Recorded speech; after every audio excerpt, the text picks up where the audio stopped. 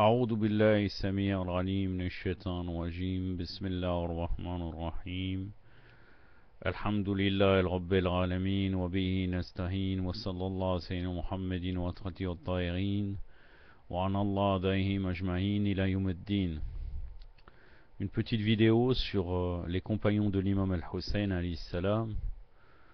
Je l'ai appelé les compagnons de l'imam al-Hussein alayhi salam sont les meilleurs des compagnons.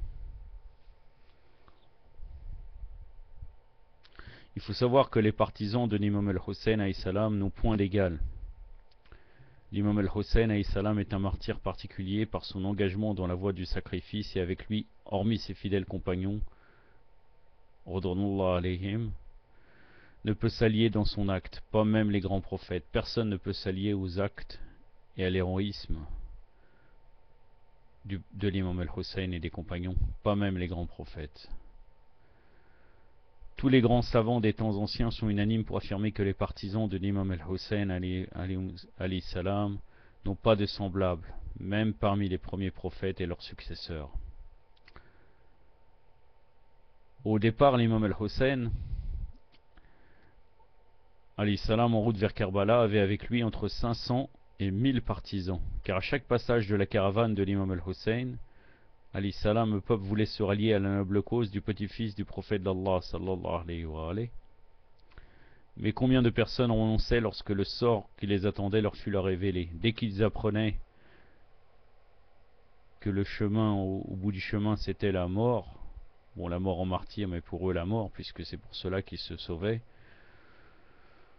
un grand nombre parmi eux se désistaient, car leur amour pour la vie de ce monde était plus fort que le sacrifice de leur vie pour la cause d'Allah subhanahu wa ta'ala. Lutter contre la tyrannie en défendant la parole du Seigneur est une noble cause. C'est pas réservé à n'importe qui.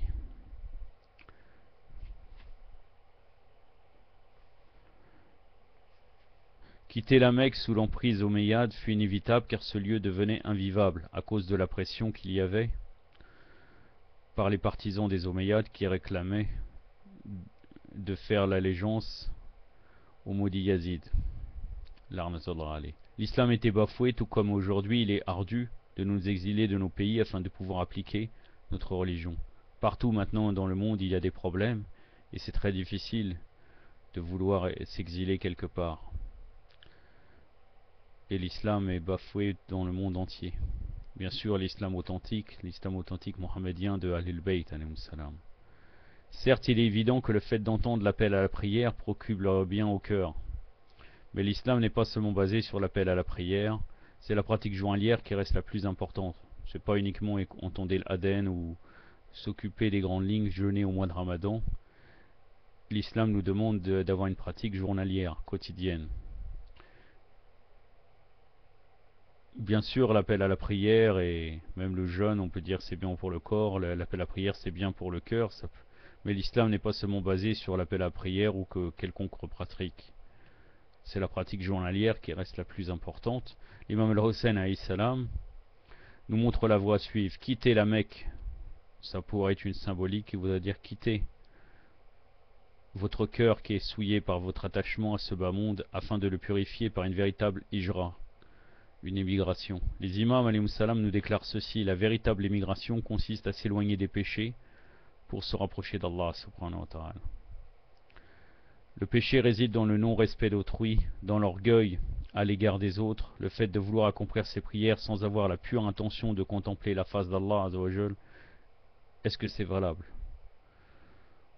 Certes, il est préférable de prier que de ne pas prier, mais le saint prophète sallallahu alayhi wa alayhi nous dit: le croyant doit appliquer au moment d'accomplir sa prière, doit s'appliquer au moment d'accomplir sa prière, car celle-ci est la base de la religion. Elle est le moyen de converser avec Allah subhanahu wa ta'ala et de le remercier intimement. L'imam al-Hussein alayhi salam, le 8 du mois de Dhul Hijjah, quittait la Mecque en compagnie de sa famille et de ses fidèles compagnons alayhum salam, en l'an 60 de l'Hégire, pour offrir sa vie en sacrifice. Ainsi,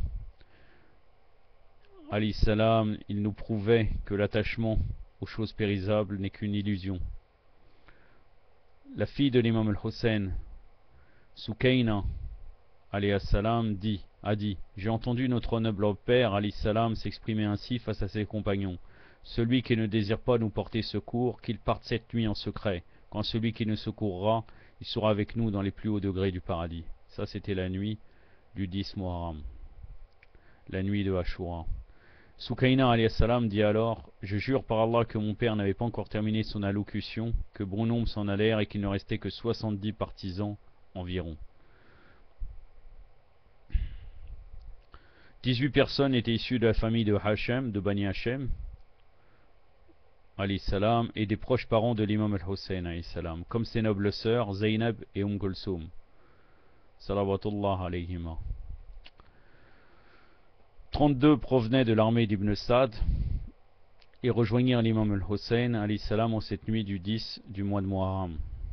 23 formaient le reste de la noble armée musulmane et étaient les véritables partisans de l'imam Hussein, alayhi salam, qui se sacrifièrent pour lui, dont le saint prophète Mohammed et l'imam Ali, alayhi salam, qui firent l'éloge de ses vaillants compagnons. Le prophète sallallahu alayhi wa alayhi et l'imam Ali ont fait l'éloge des compagnons de l'imam al-Hussein. À maintes reprises, le saint prophète Mohammed sallallahu alayhi wa alayhi, le prince des croyants alayhi salam, ainsi que les autres membres des Ahlul Bayt vantèrent la grandeur des compagnons de l'imam al-Hussein alayhi salam et le désarroi qu'ils causèrent aux ennemis de l'islam.